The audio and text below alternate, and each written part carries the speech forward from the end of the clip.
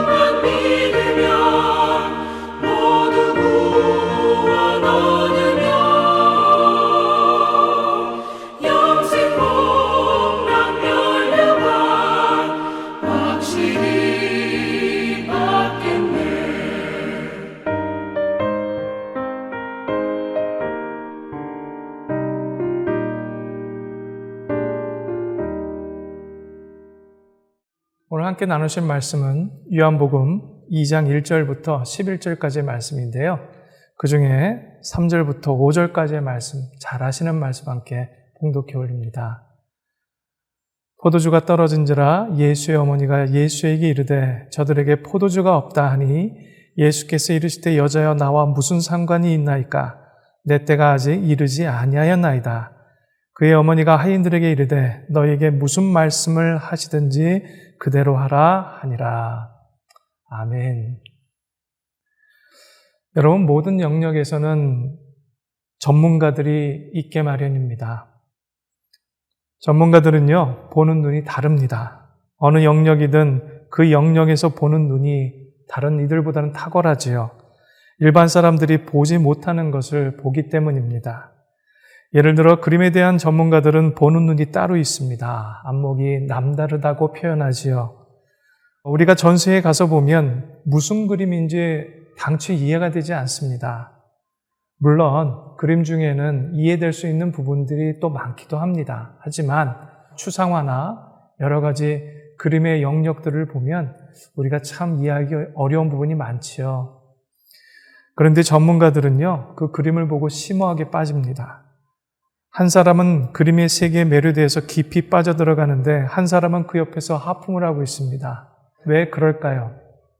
한 사람은 그림을 보는 눈이 없어 하품하는 것이고요. 한 사람은 그림을 보는 눈이 있기 때문에 그림의 세계에 깊이 빠져드는 거지요. 어디에서든지 다 그렇습니다. 전문가는 단순히 보는 것이 아니고 그것을 읽습니다. 그 안에 있는 깊은 것까지 읽어내는 능력을 그들은 가지고 있기 때문입니다. 그런데 이들의 눈은요, 하루아침에 만들어진 것이 아닙니다. 사물을 볼 줄 아는 눈, 높은 안목, 남다르게 보는 눈들은요, 그냥 만들어진 것이 아니라 훈련을 통해서 길러낸 것입니다. 그 분야의 대가가 되기 위해서 많은 노력을 하고 투자했기 때문에 그 영역 속에서 남들이 보지 못하는 것을 보는 눈이 있기 마련입니다. 그런데 성격 급한 사람들은 이를 쉽게 여기고요. 또한 쉽게 판단하고 쉬운 길을 선택하고 그 길을 가는 사람들이 있지만요. 흉내는 낼 수 있어도 그와 같은 안목은 가질 수 없다라는 것이 분명합니다. 영의 세계에서도 여러분 마찬가지입니다. 신자는 누구나 영의 세계를 볼 줄 아는 사람입니다. 그리스도인이 되면 영적인 눈을 반드시 가져야만 합니다. 그렇다면 어떻게 영적인 눈을 가질 수 있을까? 이는 곧 하나님의 하시는 일과 길을 알고요. 정하신 뜻을 이해할 수 있는 능력을 가지고 있다는 의미이기도 합니다. 우선 고린도전서 2장 13절 하반절에 보시면요. 영적인 일은 영적인 것으로 분별하느니라 라고 기록되어 있습니다. 그리스도인은 영적인 일을 분별하는 사람입니다. 영적으로 깊어지려면 영의 일을 보는 눈을 길러야 합니다. 그래야 신앙생활을 제대로 할 수가 있지요. 하나님께서 열심으로 이뤄놓으신 것을 우리가 보는 것이 신앙생활입니다. 하나님께서 일하시는 것을 보며 하나님께서 일하시는 지점에 가 있으면 하나님의 역사에 반드시 쓰임받게 되어 있습니다. 예를 들어 운동 경기의 경우에는요, 선수들은 감독의 사인대로 움직여야만 경기를 원만하게 그리고 승리를 위한 경기를 치를 수가 있습니다. 왜냐하면 감독은 계획과 전력을 가지고 게임 전체를 운영하고 있기 때문입니다. 선수가 자기 마음대로 행동하면요, 아웃될 수밖에 없고요. 결국 모든 경기에서 이길 수가 없습니다. 그러므로 경기에 임하는 선수는 게임 전체의 흐름을 읽고요, 감독의 전략을 이해하고 따라야만 합니다. 혼자만 잘한다고 이기는 게 결코 아니지요. 우리가 하나님을 잘 섬기려고 하면요, 하나님께서 일하시는 것을 보는 눈을 반드시 길러야만 합니다.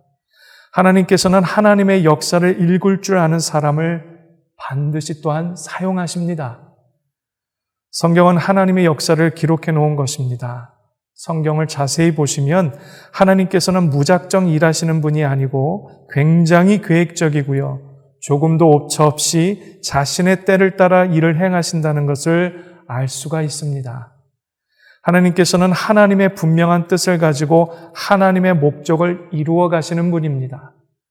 우리는 하나님의 뜻과 하나님의 목적을 깨닫기 위해 성경을 읽고 연구하고 또한 말씀을 듣습니다.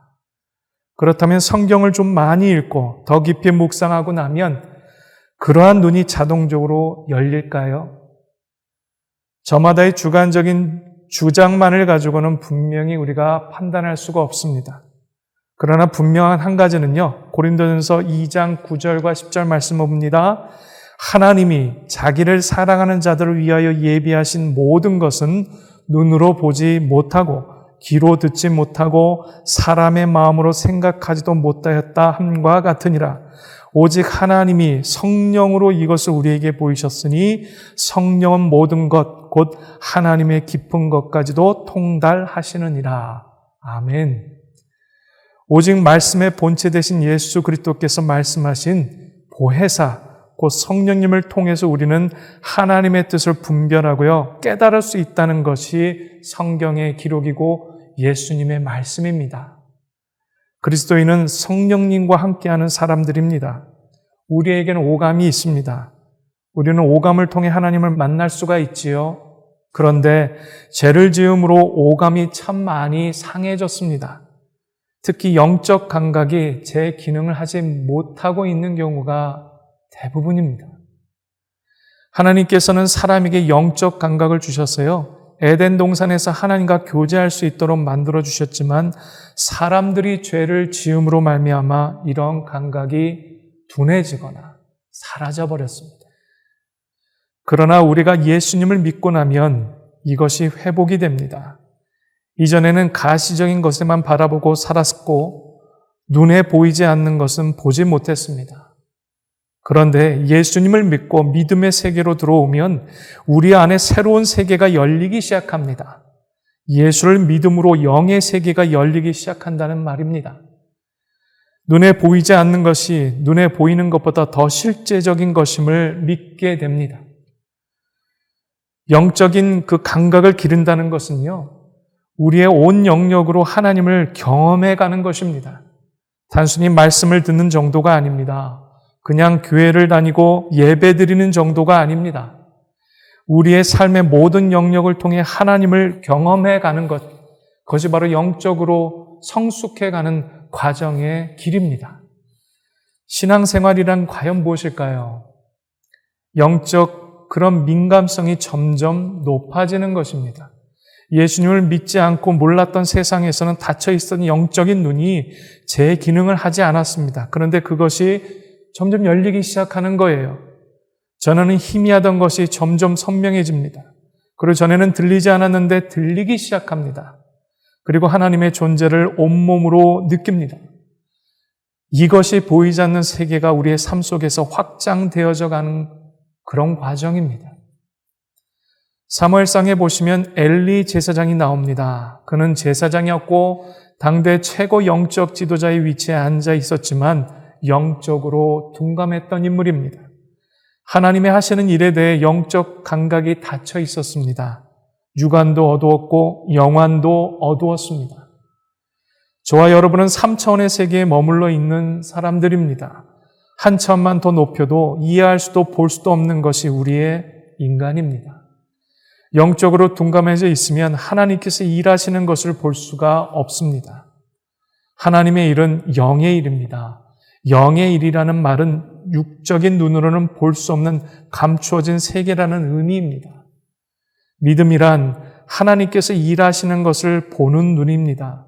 좀 더 정확히 말씀드리면 하나님께서 하시는 일을 읽을 줄 아는 눈이 바로 믿음이라는 겁니다. 어떤 사건이 일어났을 때에 그것을 해석하는 능력이 반드시 우리에게 있어야만 합니다. 하나님께서 영적으로 일하시기 때문에 하나님께서 영적으로 일하시는 것을 해석하는 능력이 우리에게 있어야 된다는 말입니다. 야구 감독의 수신호를 읽는 선수처럼 하나님의 동작과 역사하심을 읽어내는 능력이 있어야 하나님의 역사에 참여하게 되고 하나님의 선하시는 일을 위한 도구가 될 수 있다는 말입니다. 그리고 믿음은 들음에서 납니다. 들음을 통하여 영의 세계가 열립니다. 잠언서에 보시면 내 아들아 들으라 라는 말씀이 여러 번 등장합니다. 우리는 귀로 들어야만 합니다. 잘 알고 계신 신명기 6장 4절에서 9절의 말씀을 여러분 아시지요? 쉐마라고 합니다. 쉐마는 히브리어로 들으라 라는 의미입니다. 듣기 위해 예수님께서 말씀하신 가장 좋은 방법이 무엇일까요? 말씀뿐만 아니라 또한 기도입니다. 기도는 하나님의 손길로 나를 조율하시도록 내어드리는 작업입니다. 가장 좋고 아름다운 음색을 내기 위해서 하나님께 나를 맡기는 과정을 거쳐서 나의 관점과 생각과 판단과 기준이 조율되고 나면 분명히 하나님께서 우리에게 주시는 생각이 있게 마련입니다. 하나님은 나에게 필요한 것을 아시고 반드시 주신다는 확신과 신뢰입니다. 그렇게 되고 나면 평안과 기대감이 생깁니다. 긴박한 문제 앞에서 우리는 이를 해결하기 위한 몸부림을 치기 전에 주님의 마음과 연결되어져 있는지 살피셔야 합니다. 조율되어질 때 비로소 영적인 바른 시각과 소리를 들을 수 있기 때문입니다. 여러분들은 오늘 하루 시간의 처음을 하나님의 생각과 마음과 음성을 듣기 위한 조율의 시간을 가지고 계십니까? 주님은 오늘도 우리를 변함없이 이 조율의 자리에 초대하고 계십니다. 함께 기도할 제목이 있습니다. 우리의 영적인 삶을 위해서 함께 기도하실 텐데요. 첫 번째는 하루의 바쁜 일과를 시작하기 전이나 마무리하고 난 후에 우리 모두 하나님과 깊이 연결되는 시간을 가질 수 있도록 함께 기도하고 준비하셨으면 합니다. 이러한 시간을 통해서 내 자의 가장 본질적인 모습을 바라보고 우리의 생각과 판단, 계획들을 하나님께 조율하고 그 음성을 듣는 기쁨과 평안을 맛볼 수 있도록 함께 기도하셨으면 합니다. 마지막으로 조율되어지는 과정 속에서 보다 인격적이고 정직한 사람으로 성숙해 나갈 수 있도록, 그래서 영적으로 온전하게 무장되고 하나님의 거룩한 말씀 가운데 순종해낼 수 있는 저와 여러분 모두가 되시기를 간절히 축복합니다. 기도하시겠습니다. 사랑 많으신 하나님, 오늘도 우리의 삶 속에 주님이 말씀하신 것을 우리가 잘 관찰하고 살피며 주의 음성과 말씀에 우리가 순종하되 주의 음성이 왜 그러신지, 주의 말씀이 왜 그러하신지를 우리가 하나님 깊이 주님과 더불어 교제하며 묻고 그 음성에 우리가 확신하고 신뢰하며 나아갈 수 있는 믿음의 안목을 기르고 영적인 삶을 이루어 나갈 수 있도록 성령 하나님 우리를 붙잡아 주시옵소서. 가르쳐 주시옵소서. 말씀하실 때 듣고 주의 음성에 순종해내는 그런 하나님의 사람이 되도록 도와주옵소서. 예수님 이름으로 기도합니다. 아멘.